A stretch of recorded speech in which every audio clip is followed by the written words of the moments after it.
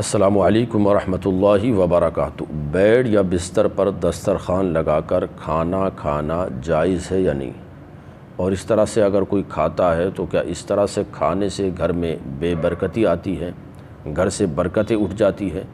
تو آپ اچھی طرح سے یاد رکھیے کہ بیڈ پر یا بستر پر اگر کوئی بیٹھ کر کھاتا ہے، دسترخوان لگا کر کھاتا ہے تو اس لگانے میں کوئی گناہ نہیں ہے، کوئی حرج نہیں ہے، بلا کسی حرج کے، بلا کسی مضائقے کے اس کا کھانا پینا بیڈ پر بیٹھ کر جائز ہے، اس سے کوئی بے برکتی نہیں آتی ہے۔ البتہ جو ایک سنت ہے نبی پاک صلی اللہ علیہ وسلم کی عادت شریفہ تھی تو وہ یہ تھی کہ آپ زمین پر بیٹھ کر اور دسترخوان لگا کر تناول فرماتے تھے۔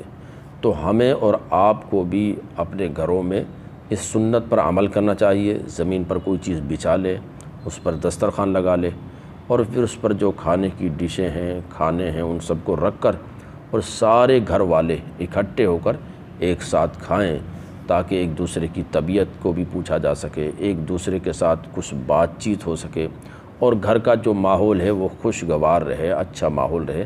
تو یہ ایک بہتر طریقہ ہوتا ہے تاکہ ایک دوسرے کو کھانے کے دوران سنتوں کی ترغیب دی جائے اور سنتوں کی تاکید کی جائے، کھانے کے جو مسنون طریقہ وہ بتایا جائے۔ تو اس طرح سے بہت سارے فائدے ہیں مل کر کھانے میں، لیکن بدقسمتی سے یہ چیزیں ہمارے گھروں سے اب رخصت ہو رہی ہیں۔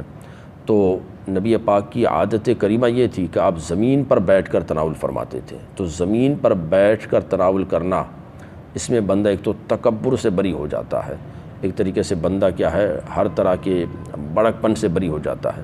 تو ادب یہی ہے اور طریقہ یہی ہے کہ زمین پر بیٹھ کر کھائے پیے۔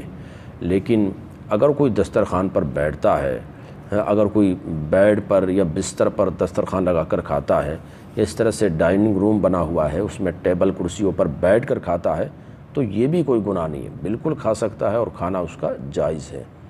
تو اس مسئلے کے حوالے سے اپنی جو کنفیوژن ہے اس کو دور کریں، ساتھ ہی اس ویڈیو کو دوسرے لوگوں تک بھی ضرور شیئر کریں، کیونکہ لوگ اس طرح کے مسائل میں بڑے الجھن کے شکار ہوتے ہیں اور پھر وہ اس طرح کے مسائل پوچھ بھی رہے ہوتے ہیں۔ تو دوسرے لوگوں تک بھی اس کو فائدے کی خاطر شیئر کریں۔ السلام علیکم ورحمۃ اللہ وبرکاتہ۔